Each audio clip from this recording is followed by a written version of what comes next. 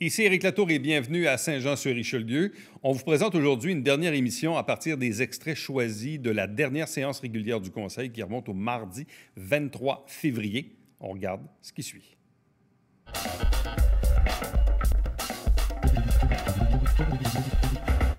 Madame Mélanie Dufresne, la parole est à vous. Merci. Donc, bonsoir à tous. Dans un premier temps, j'aimerais parler des résidences qui sont situées au 105, au 405, 410, 409 puis 415 première rue. Je demande l'aide de Compo pour trouver une solution par rapport au ramassage de recyclage de poubelles. Puis là, on arrive aussi avec le compostage. Ces gens-là se doivent d'aller porter leur recyclage et le reste, ils se doivent d'aller le porter au coin de la rue, de la 10e avenue. C'est dangereux, ce coin-là, c'est le fameux pont où est-ce qu'il y a plein d'accidents. D'ailleurs, je me questionne même quand est-ce qu'on va avoir nos lumières clignotantes à ce pont-là. Mais pour revenir au vrai sujet, c'est que les gens doivent traverser la rue pour aller porter leur gros bac de recyclage et à venir de poubelles au coin de la 10e. Je pense qu'on ne peut pas demander ça à des gens. L'hiver, ça n'a pas de sens. Il y en a un monsieur qui s'est blessé. J'ai un couple qui ont 70 ans qui ne peuvent pas faire ça. Donc, j'interpelle vraiment Compo de nous aider à trouver une solution. Ces gens-là payent des taxes comme tout le monde. Puis avoir le service à la porte, je pense que c'est de mise. Alors, si on peut regarder pour ces 4 résidences-là, j'apprécierais. On parle de pistes cyclables et de déneiger les pistes cyclables. Moi, je trouve que c'est une excellente idée. On veut favoriser le déplacement actif. Bien, le déplacement actif, c'est pas juste l'été, c'est l'hiver. Puis, tu sais, je pensais dans tout ça, je me disais, je regarde la rue Foch qui monte jusqu'au boulevard Timinaire. Je pense pas que ça soit déblayé. C'est pas déblayé jusqu'au bout. Je pense qu'on pourrait faire plus pour déblayer ces pistes cyclables-là, pour les personnes qui prennent des marches, pour les vélos aussi. Puis pourquoi pas, à certains endroits, pratiquer certains sports en milieu urbain, comme le fat bike. Je trouve que c'est une excellente idée. Dernier point, j'espère que vous avez fait votre vote pour le changement de nom du pont. Moi, j'ai fait mon vote. Moi, je garde le même nom.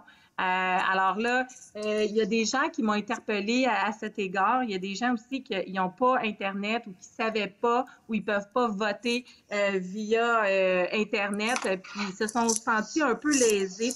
Alors, je ne sais pas si on pourrait prolonger le temps pour pouvoir offrir une façon de voter à ces citoyens-là. Je parle au nom de certains citoyens plus âgés aussi qui n'ont pas accès au réseau que nous, on a accès pour voter. Alors, je ne sais pas comment on pourrait démocratiser cela. Alors voilà, je vous remercie. Passez une excellente soirée.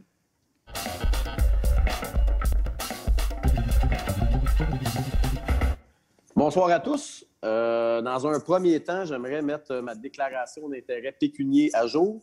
Je déclare avoir acheté le 532 Gouin. J'ai une offre d'achat acceptée sur le 944 montée de la station à Saint-Alexandre, 292, 294 A et B rue Champlain et le 855 Plante à Saint-Jean-sur-Richelieu. Dans un deuxième temps, j'aimerais vous parler du dossier du REM. On a tous eu la mauvaise nouvelle cette semaine d'apprendre que le REM ne se rendrait pas à Saint-Jean-puis-Chambly. Pour faire suite un peu à ce dossier-là, avant de se décourager, j'aimerais que ça soit possible qu'on ait les chiffres. Parce qu'on nous a parlé qu'économiquement, c'était pas rentable.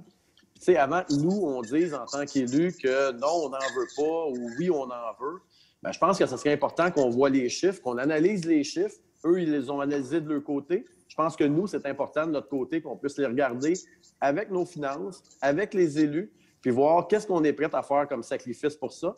C'est aussi important de le savoir parce qu'il faut planifier la ville pour les 10, 15, 20, 25 puis 30 prochaines années. Puis si on ne sait pas vraiment les chiffres, combien qui manquent, bien, ça va être difficile pour nous, en tant qu'élus, de planifier notre ville puis de planifier nos futurs investissements dans le transport en commun.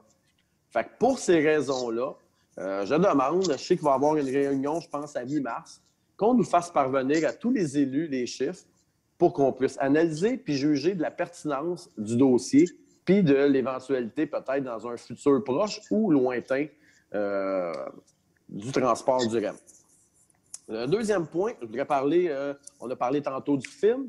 Le film que j'aimerais, c'était demain pour la protection des terres. L'autre petit point que je voudrais amener, c'est concernant la médiation citoyenne que j'avais proposée puis que tous les élus étaient d'accord. On avait réussi à rallier tous les élus. J'aimerais qu'on me fasse un topo de où est-ce qu'on est rendu. Parce que j'avais vu un peu, j'ai entendu tantôt parler par Mme Mété, mais j'avais vu aussi sur Facebook qu'il n'y avait pas eu de points qui avaient été avancés. Puis le temps, ça fait quand même assez longtemps que c'est avancé. Puis on sait que dans ce temps-là, les frais juridiques courent. J'aimerais, si c'est possible, qu'on me fasse parvenir un peu le dossier, où est-ce qu'on est rendu, à quand on s'attend à des rencontres, pourquoi ça a été aussi long aussi, les rencontres de médiation, puis qu'est-ce qui en sort présentement, parce qu'on ait une première aperçu de ce qui se passe avec ce dossier-là. C'est possible à la direction générale cette semaine de me faire parvenir le dossier de tout ce qui a été fait dans le dossier pour que je puisse, pour ma part, faire un suivi. Un dernier point que j'aimerais apporter, c'est concernant le goudron. Puis je vais dire, c'est le goudron qu'on met à l'automne sur les fissures dans l'asphalte avec du papier de toilette. Je pense que tout le monde va comprendre. On met le goudron, puis on met un peu de papier de toilette dessus pour sciller la rue. On en a fait dans le Grand Saint-Édouard l'an passé. Puis écoute, à ma stupéfaction, ça tient pas beaucoup. Je vous dirais que je passe à tous les matins à pied dans la rue, puis il y a à peu près 50 à 60 du goudron qui est enlevé par la charrue, qui est enlevé soit qui n'a pas bien collé. Fait que j'aimerais qu'on regarde un peu l'efficacité de ça, puis le coût que ça nous coûte, puis qu'on fasse un peu une étude pour savoir est-ce que ça vaut vraiment la peine. Parce que quand je constate le Grand Saint-Édouard, que ça décolle en grande bande puis en grande languette, puis ça se retrouve directement dans le fossé, il y a le côté aussi écologique que j'ai un petit peu de misère. Fait que j'aimerais qu'on puisse faire une petite étude puis qu'on ait le coût aussi que ça coûte.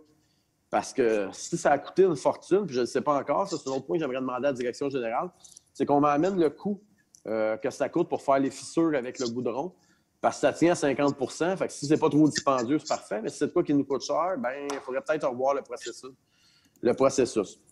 Sur ce, je vous souhaite bonne soirée et à la prochaine. Merci, M. B7.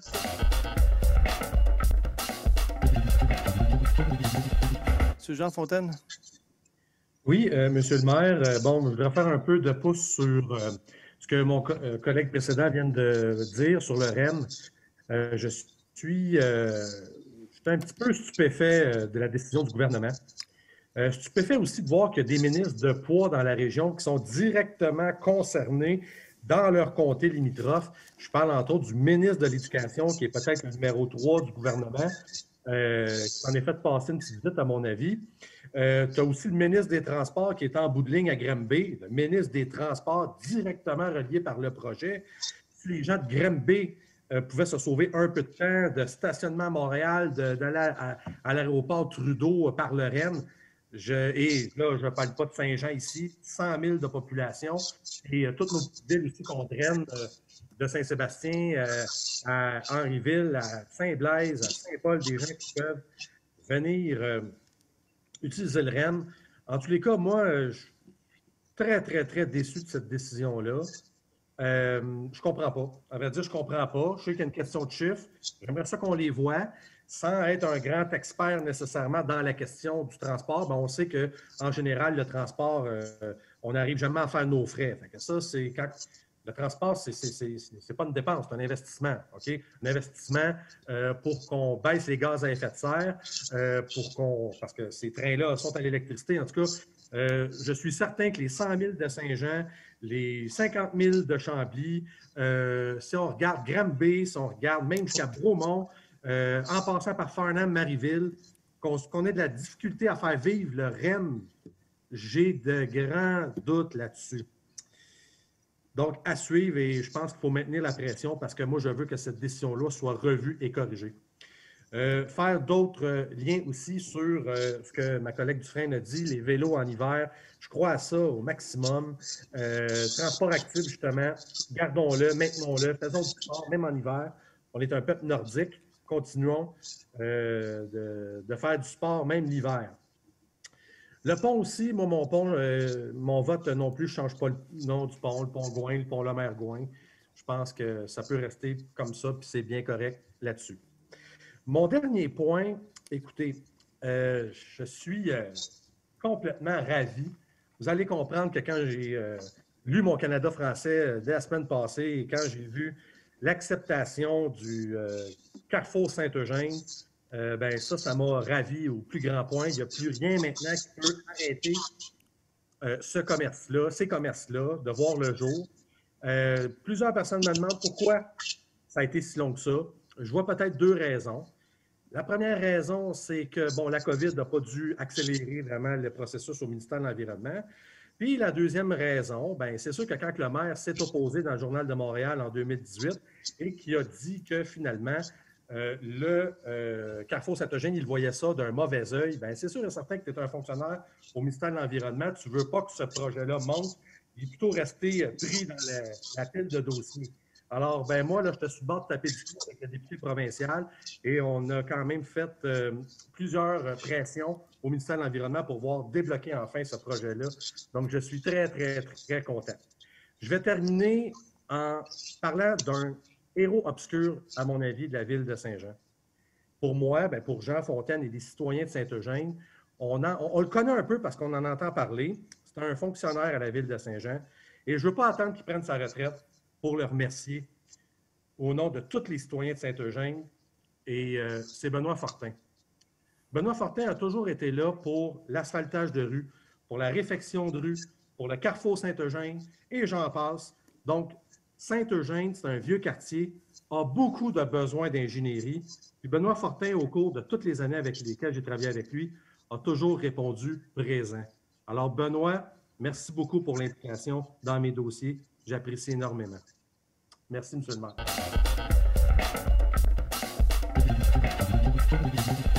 Madame Poisson. Oui, merci, M. Laplante. J'aurais quelques petits points. Bien, pour répondre à M. Stéphane Sandron, le film sur la Terre vue du cœur, ben moi, ça m'a emmené dans la réflexion avec tous les changements climatiques et tout ça, de voir qu'on parle souvent de gros projets. Il faut faire ça à l'échelle mondiale. Mais je pense que quand tu regardes ça, là, chacun, on peut faire notre bout de chemin. Puis si chacun d'entre nous, là, je vais juste regarder alentour de la table du conseil, là. Tu sais? Si nous tous, là, on donne le point de vue, là, on fait notre compost, on met des arbres sur notre terrain, on lâche les gros V8 puis, qui polluent, on arrête de chauffer au bois. Tout ça, c'est des petits gestes, mais qui feraient tellement une grosse différence sur tout notre changement climatique. Fait que je pense qu'on peut se poser des questions comme citoyen, voir moi, qu'est-ce que je peux faire à petite échelle pour faire des changements puis faire la différence. Ceci étant dit, je voulais également, là, je mets mon chapeau d'enseignante. Alors, chers parents à la maison qui nous écoutez, c'est une année vraiment particulière cette année à l'école pour vos enfants. Puis, on a tombé, là, ils viennent d'avoir le premier bulletin, puis soyez indulgents, soyez tolérants. Oui, ils n'ont probablement peut-être pas les mêmes notes qu'ils avaient. Ils n'ont peut-être pas les réussites que vous vouliez. Mais ces enfants-là là, sont pris dans des classes, une journée à l'école, une journée à être sur l'ordi. C'est démotivant. Leurs relations d'amis, ils n'en ont plus. Fait que eux, là, juste qu'ils se lèvent, puis qu'ils viennent à l'école, puis qu'ils suivent sur Zoom, là, ben chapeau. Fait que encouragez-les, motivez-les. Il reste une autre année, il reste encore la deuxième demi d'année, qui vaut beaucoup plus au niveau du pourcentage des notes. Alors, encouragez-les, puis peut-être cette année, regardez-moi les notes. C'est pas facile pour eux. C'est pas facile pour nous, mais imaginez pour eux, c'est encore pire. Fait que soyez tolérants avec les résultats que vous avez reçus il y a 2 semaines. L'autre point que je voulais parler, on a adopté ce soir le 15e plan d'action pour l'accessibilité universelle à la ville de Saint-Jean. C'est un plan qui est obligatoire dans une ville ayant plus de 15 000 de population. C'est sûr, comme je viens de dire, l'année 2020 était particulière, fait qu'elle nous a ralenti un petit peu dans nos réalisations de ce côté. Mais je veux quand même prendre le temps parce qu'on a une équipe extraordinaire au niveau de l'accessibilité universelle qui travaille très fort. Puis des fois, c'est juste des petites choses qui vont faire la différence dans une personne à mobilité réduite. Si ce soit une descente de trottoir qu'on va adapter dans nos bâtiments à nous, un abreuvoir qu'on va mettre à leur hauteur, des ateliers, comme on va avoir des ateliers avec nos policiers pour qu'ils savent, qu'ils aient plus de connaissances comment intervenir auprès d'une personne qui a des handicaps ou avec les personnes aînées aussi. À la bibliothèque, on veut rentrer un nouveau logiciel aussi pour les personnes avec des déficiences visuelles, pour les aider à mieux être autonomes dans leur choix de livres et tout ça. Mettre des bancs qui fait en sorte que la personne handicapée peut s'asseoir, se reposer. Tu sais, comme l'hôtel de ville, on l'a rendu accessible là, avec le monde personne à l'entrée. Je n'aimerais pas toutes les réalisations que la ville de Saint-Jean a fait, mais on en a fait beaucoup. On continue à en faire. Puis j'invite la population aussi à nous aider là-dedans. Alors, quand vous voyez une situation, appelez-nous, dites-nous-le. Ou des demandes. On a des demandes dans des parcs pour des enfants handicapés. On a mis des balançoires adaptés pour les enfants qui n'ont pas de tonus. Fait que la balançoire est vraiment avec un gros dossier. L'enfant peut se balancer puis avoir du fun comme ses autres amis. Alors, s'il y a des choses comme ça, vous avez besoin que vous voyez, appelez-nous. Vous êtes nos yeux puis vous êtes nos oreilles. Fait qu'on est là pour vous écouter. Deuxième chose, je voulais vous dire, tantôt, parce que des fois, on passe en arrière de nous pour dire je ne suis loin de là contre un moratoire. Ce n'est pas mon opinion. Mais en tant que conseillère, puis je gère vos sous, je vais le faire de façon adéquate et ne pas gaspiller votre argent pour rien. Fait que c'est important que je sois bien informée puis qu'on ait les bonnes réponses pour pouvoir faire mieux. Puis peut-être qu'après avoir eu des rencontres avec nos départements de l'environnement et de l'urbanisme, on va faire mieux que ce qui est déposé. Mais ça, il faut juste être bien outillé pour prendre les bonnes décisions. Alors, ça, c'est un point de vue. Rapidement, Mme Poisson. Oui, mais je continue pareil. Le REM. Rapidement, Mme Poisson. Je veux juste vous dire que le REM, à ce moment-ci, je suis d'accord avec ça. Je suis contente de la résolution qui a été déposée. On en a besoin à Saint-Jean. On est une ville de 100 000 personnes. Je pense que c'est important que le gouvernement sache qu'on est là, puis que je pense que ça serait une bonne chose qui se rende jusqu'à Chambly, l'intersection 1035. Merci, alors, sur Mme ça, Poisson. Je vous souhaite une belle soirée et à la prochaine. Merci. Mme Christiane Marcoux. Oui, M. le maire, seulement 2 petits points. En tout premier lieu, je voudrais remercier mes confrères autour de la table pour leur appui qu'ils m'ont donné pour la médiation dans le dossier du champ de tir. C'est un dossier qui est très important pour les citoyens du secteur, pour leur qualité de vie. L'hiver commence à tirer à sa fin, le printemps s'en vient, on va commencer à rouvrir les fenêtres. Ces gens-là du secteur sont grandement affectés. Fait que je vous remercie pour la médiation, pour m'avoir appuyé. Si on peut de cette façon-là en arriver à une entente dans des meilleurs délais, eh bien, je serai la personne la plus satisfaite là, autour de la table. Soyez sans inquiétude, je vais travailler très fort. Je veux souhaiter pour ceux qui auront la chance d'arrêter un petit peu la semaine prochaine, de profiter un petit peu de la semaine de relâche, je veux leur souhaiter de se reposer, de profiter de ce que la ville offre. Il y a des activités que la ville offre. Vous avez seulement qu'à aller sur le site de la ville. Je sais qu'on parle de patinage. On va s'occuper de ce que nos patinoires soient dans un bon état, si la température le permet, bien entendu.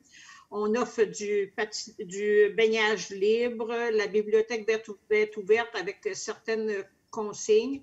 Mais en tout cas, si la température est de notre côté, bien, profitez-en, allez à l'extérieur. Puis je vous souhaite une bonne semaine de relâche. Merci, M. le maire. Merci beaucoup, Mme Marcoux.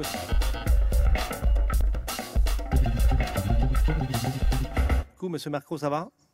Oui, merci, M. le maire. Je veux simplement revenir un peu sur le dossier du REM On est tous déçus de la réponse qu'on a reçue, mais aussi les gens d'affaires de la communauté de Saint-Jean ont été aussi assommés par cette situation-là parce qu'on misaient aussi sur la chance d'avoir des nouveaux emplois à Saint-Jean avec une facilité de transport pour s'y rendre. Mettons, des employés de Montréal, des gens de Montréal viennent travailler à Saint-Jean.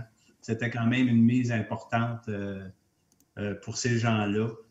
Donc, il faut que ça reprenne autrement aussi pour amener de nouveaux emplois à Saint-Jean. Il faut comprendre ça. Puis je pense que les prochaines discussions qu'on va avoir avec le transport, je pense que des rencontres vont se faire en mars. Il ne faut pas oublier de mettre un contexte qui est très important dans Saint-Jean, dans le transport en commun. C'est la facilité pour se rendre au terminus du REM. Je pense qu'il va être important de souligner le point très agressivement pour les raisons suivantes. On sait très bien que pour avoir un meilleur achalandage, pour que ce soit rentable, un transport, c'est entre autres d'avoir une quantité de gens. Quand on arrive dans un contexte de terminus où on doit attendre autobus par autobus avant d'être capable d'arriver à embarquer, exemple, sur le REM qui est à Brossard, imaginez le délai qui va se passer dans ce laps de temps-là, qui va devenir possiblement plus long quand même de le faire en véhicule. Donc, il faut arriver à sensibiliser les gens que s'il y a un côté avantageux à ça, mais il reste aussi à sensibiliser le ministère du Transport que si un jour on veut avoir l'extension du REM à Saint-Jean-sur-Richelieu, donc ce qui était discuté à la 35, il faut quand même aller sensibiliser à une facilité d'accès rapide au terminus pour au moins donner l'engouement pour s'y rendre. Parce qu'il ne faut pas mettre de côté que d'autres villes en dehors de Saint-Jean, que ce soit Saint-Philippe, tout près du 10-30, vont tous avoir leur autobus, eux autres, pour se rendre au terminus du REM. Donc, vous allez imaginer tout le conflit qui va se passer. Ce qui va dire, c'est qu'à un moment donné, comme je mentionnais, c'est le délai d'attente pour arriver au terminus va probablement être très long. Donc, ce n'est pas à souhaiter. Je pense qu'il faut se positionner. La Ville de Saint-Jean est en accord avec le développement pour le prolongement du REM. Cependant, on sait aussi que ça ne se fera pas immédiatement. Ça a pris 5 ans avant d'avoir les tronçons qui est fait actuellement. Donc, imaginez une autre demande, possiblement quelques années à venir. Je crois que l'important, c'est de donner la pression, de trouver une façon quelconque d'avoir un accès rapide pour les citoyens de Saint-Jean pour le transport en commun vers la direction du REM à Brossard. Donc, je présume que dans les prochaines situations de rencontre avec le gouvernement, qui va être entre autres à discuter, c'est ces points-là que j'aimerais qu'ils soient élaborés. Ça, c'est pour le dossier du REM. L'autre point, c'est tout simplement féliciter les gens du 5e regroupement des scouts de Saint-Jean, les bénévoles, les gens qui sont impliqués dans cette organisation-là. Je pense qu'ils font du bon travail malgré le contexte actuel. Fait que c'est une grosse semaine pour eux autres. Donc, je leur souhaite félicitations et qu'ils ne lâchent pas leur organisme, c'est approprié. Alors, c'est tout pour moi. Je vous souhaite une bonne soirée. Merci. Merci, M. Marco Savard.